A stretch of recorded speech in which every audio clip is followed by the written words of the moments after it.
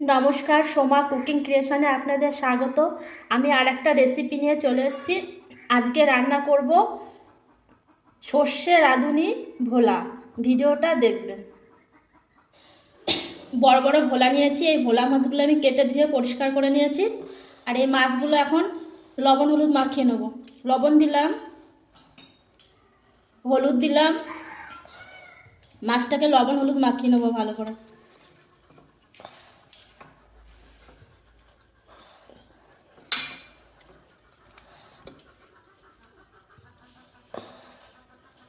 মাছগুলো ভালো করে লবণ হলুদ মাখিয়ে নিয়েছি।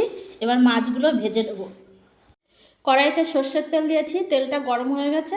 মাছগুলো ভেজে নেব।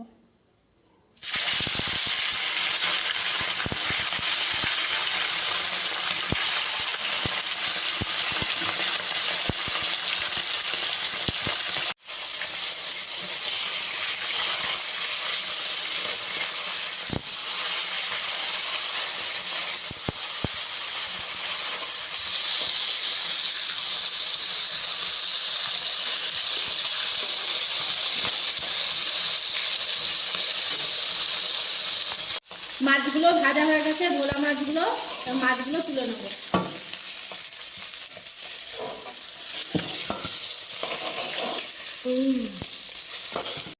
বাকি মাছগুলো ভেজে নেব।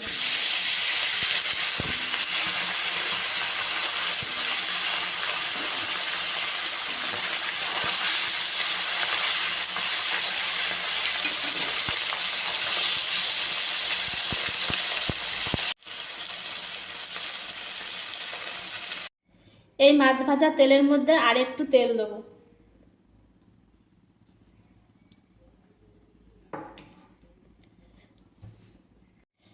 ফোড়নে কালো জিরে আর রাঁধুনি ফোড়ন দেবো। একটা ছোট্ট পাকা টমেটো কেটে রেখেছি, টমেটোর টুকরোটা দিয়ে দেবো।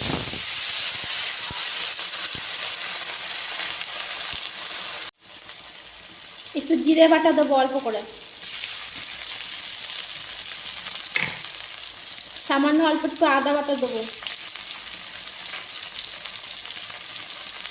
কাঁচা লঙ্কা বাটা দেবো।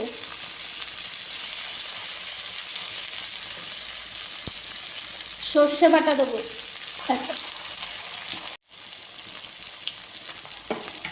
একটা কাঁচা লঙ্কা দিয়ে সর্ষে বেটে নিয়েছি, আর একটু সর্ষে দেবো।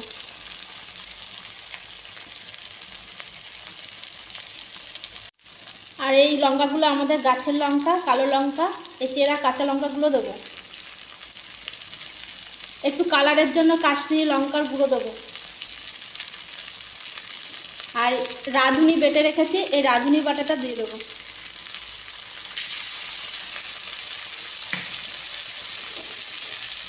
লবণ দেবো, হলুদ দেবো। মশলাটাকে এবার ভালো করে কষিয়ে নেব।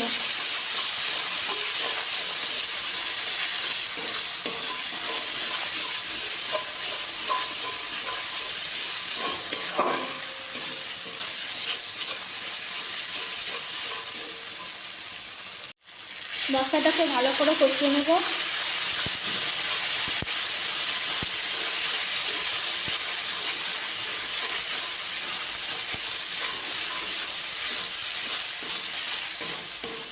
মশলাটা ভালো করে কষানো হয়ে গেছে, এবার জল দিয়ে দেবো।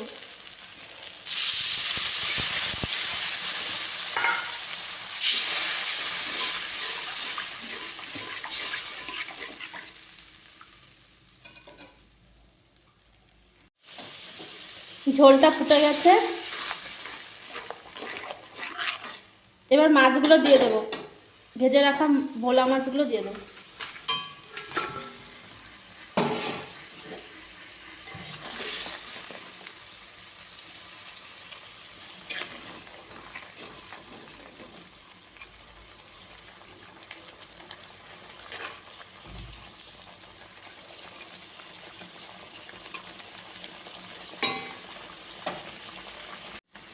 এবার মাছটা ঢেকে দেবো। ঢাকা দিয়ে একটু ফুটিয়ে নেব। ঢাকনাটা খুলে এবার একটু দেখে নেব কতটা ঝোল শুকিয়েছে।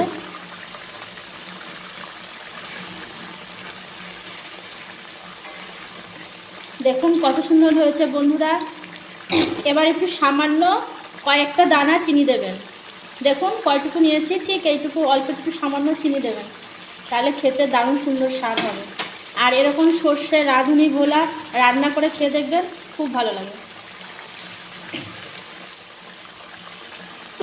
সর্ষে রাঁধুনি ভোলাটা আমার হয়ে গেছে, এবার নামিয়ে নেব।